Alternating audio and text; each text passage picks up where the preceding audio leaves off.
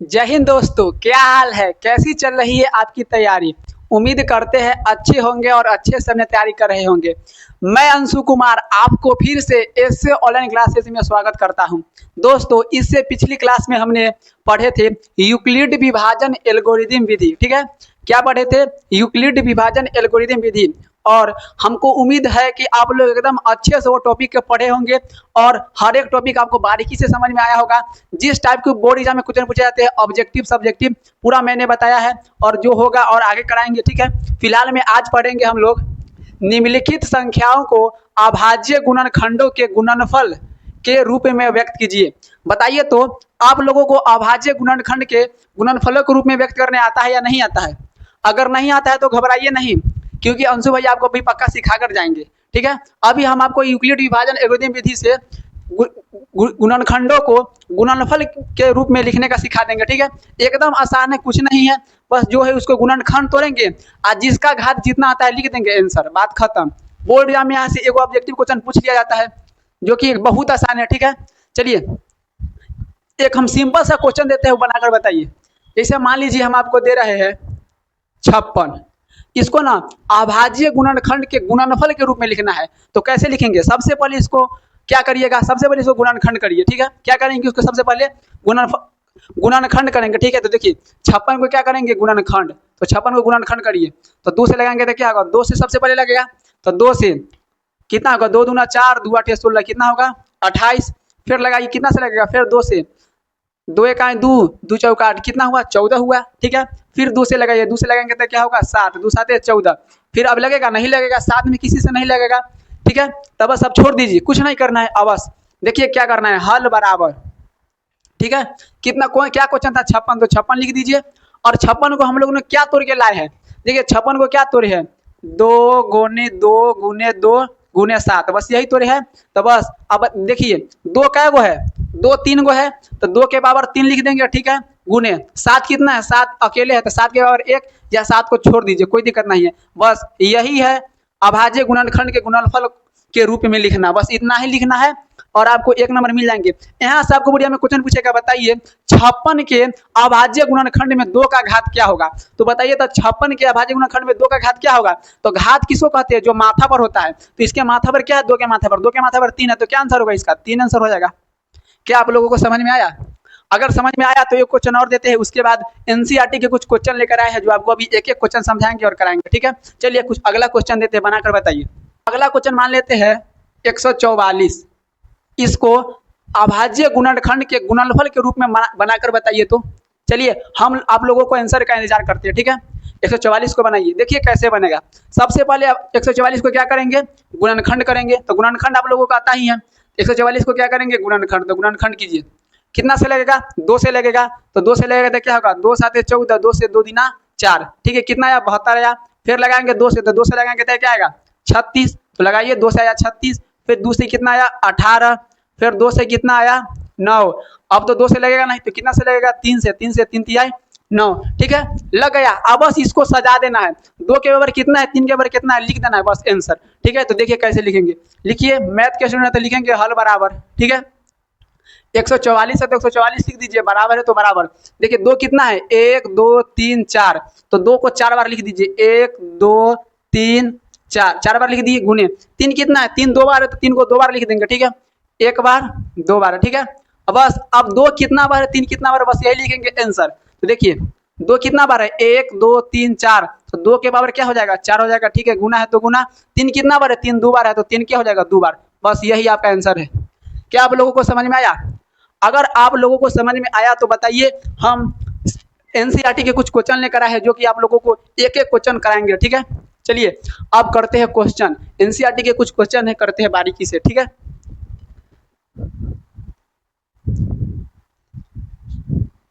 चलिए एनसीईआरटी का पहला क्वेश्चन है 140। कितना है? 140।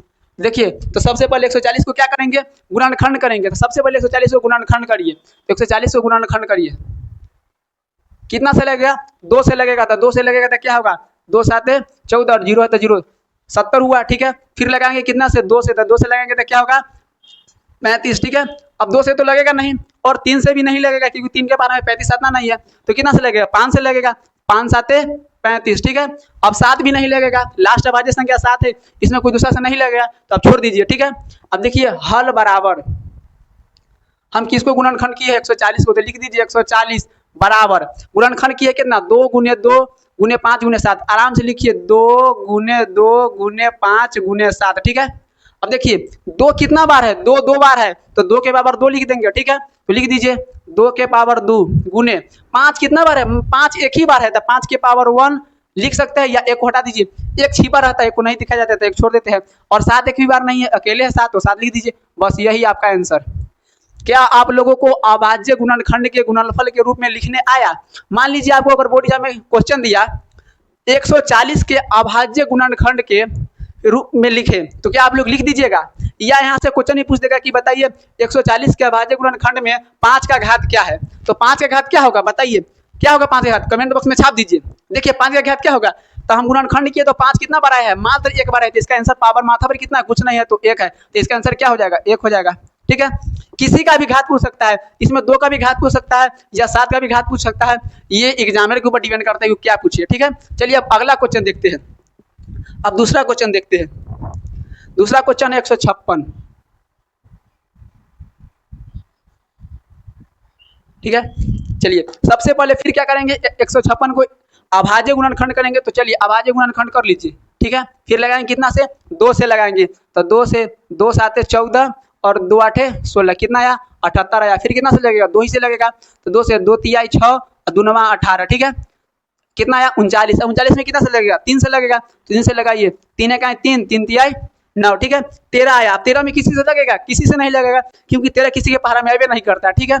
तब क्या करेंगे बस इसको सजा देंगे आंसर, लिखिए हल बराबर 2 156 है, 156 के निकालना है तो 156 लिख लीजिए, बराबर है तो बराबर 2 कितना बार है 2 बार, तो लिख लीजिए 2 गुने 2, और देखिए 3 गुने 13, तो 13 तो 13 लिख दीजिए, ठीक है। देखिए 2 कितना बार है तो 2 2 बार है, 2 के पावर 2 लिख दीजिए, ठीक है। और 3 कितना बार है 3 अकेले है तो 3 छोड़ दीजिए, और 13 भी अकेले तो अकेले लिख दीजिए, बस यही आपका आंसर, ठीक है। क्या आप लोगों को समझ में आया? समझ में आया तो अगला क्वेश्चन फिर बनाते हैं 38 25। ये क्वेश्चन आप लोग खुद बनाइए, उसके बाद हम बताएंगे, ठीक है। तो पहले इसमें क्या करेंगे तो अभाज्य गुणनखंड करेंगे, ठीक है। तो करिए इसको अभाज्य गुणनखंड करिए, इसको मतलब कि देखिए 38 25 है, ठीक है। लगाइए इसमें कितना से लगेगा 38 25 में 2 से लगेगा, 2 से नहीं लगेगा क्योंकि लास्ट में 5 है। 3 से देखिए लगा के कहीं 3 से लग जाए, तो 3 से 3 इकाई 3 3 दूना 6 ठीक है 3 से लग जाएगा। तो देखिए 3 से लगाते हैं तो 3 से 3 इकाई 3 और 3 से लगाएंगे तो 3 दूना 6 और 2 चल जाएगा उधर, 3 7 21 और 3 5 15, ठीक है। 3 से लग गया। अब देखिए फिर 3 से लगेगा, 3 से 3 जो 12 3 फिर 3 से लग जाएगा। तो देखिए 3 से अगर आप लोगों को ऐसे लगाने नहीं आता तो उधर भाग देकर लगा सकते हैं, कोई दिक्कत नहीं है, ठीक है। 3 से 3 चौका 12, 3 से 3 दूना 6, 3 से 3 बचे 15, फिर 3 से लग गया। अब कितना से लगेगा फिर 3 से लगेगा, 3 का 3 3 जो 12 नहीं लगेगा तो कितना से लगेगा देखिए 5 से 5 8 40 कितना निकला 2 तो निकला 50 25, फिर कितना से लगेगा 5 से लगाइए, फिर से 5 इकाई 5 5 7 35 कितना आया 17 आया। आप 17 में लगेगा नहीं लगेगा तो छोड़ दीजिए, अब छोड़ दीजिए। अब क्या करेंगे इसको बस इसको अब सजा देंगे आंसर, ठीक है। तो फिर लिखिए हल बराबर, ठीक है। कितना का लिखे तोड़े है 38 25 को, 38 25 को क्या क्या तोड़ के लाए है, थोड़ा सा इधर करके लिखिए नाम हल बराबर 38 25, ठीक है।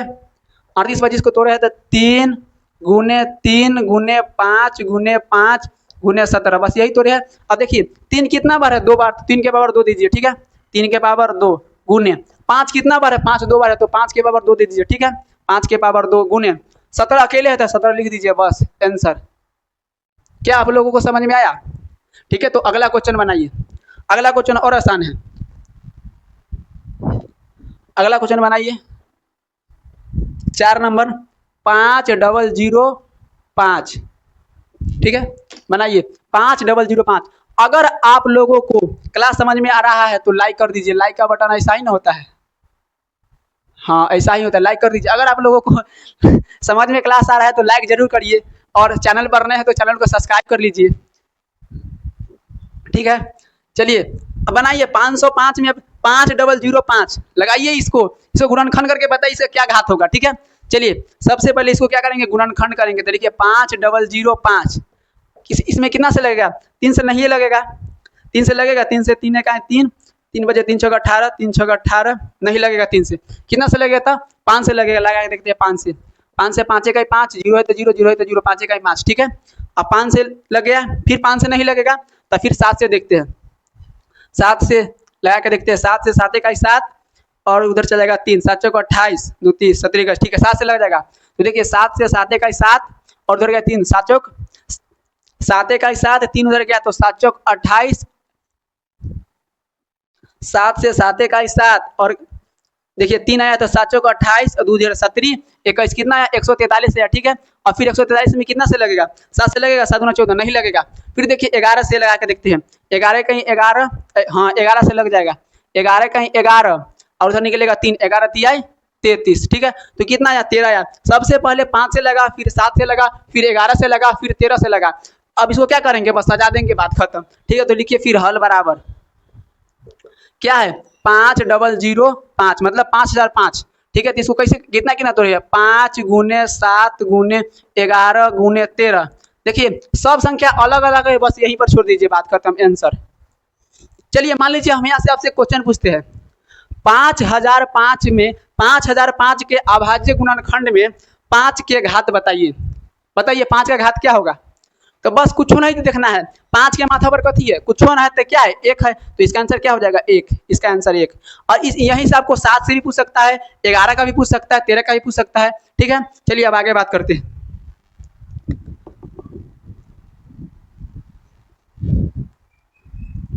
अब हम लोगों का लास्ट क्वेश्चन है 31-25।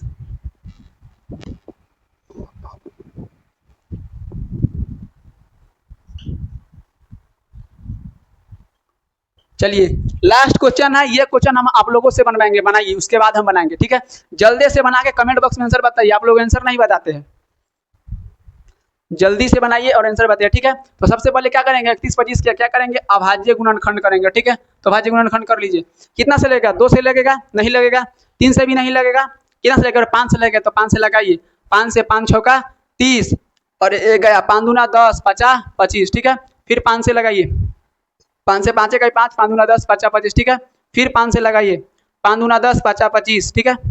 फिर 5 से 50 25, इस 31-25 को अभाज्य गुणनखंड की तो क्या आया, खाली 5 5 दिख रहा है, तो बस हल बराबर लिखिए, कितना को किए 31-25 को, ठीक है। तो बराबर 5 कितना बार है 1 2 3 4 5, 2 2 4 1 5, 5 बार पूर गया, ठीक है। अब 5 कितना बार है 5 5 बार है, तो 5 के बराबर 5, बस आंसर, ठीक है। चलिए बताइए तो 31-25 के अभाज्य गुणनखंड में 5 का घात क्या होगा। बोर्ड एग्जाम में ऐसा क्वेश्चन पूछा जाता है, आप लोग जाकर PYQ पलट लीजिएगा, ठीक है। बताइए क्या होगा इसका आंसर, इसका घात क्या होगा 5, तो आंसर हो जाएगा 5। एग्जामिनर कैसे भी घुमा के क्वेश्चन पूछ लेगा, आपको बनाने आना चाहिए, ठीक है। आप लोगों को यह क्लास समझ में आया, तो अब सीखेंगे इसके बाद अभाज्य गुणनखंड विधि से HCF और LCM कैसे निकालते हैं, जो कि बोर्ड एग्जाम में 1 और 2 नंबर में क्वेश्चन पूछ लिया जाता है। अभी सीखेंगे अभाज्य गुणनखंड विधि से HCF तथा LCM, ठीक है।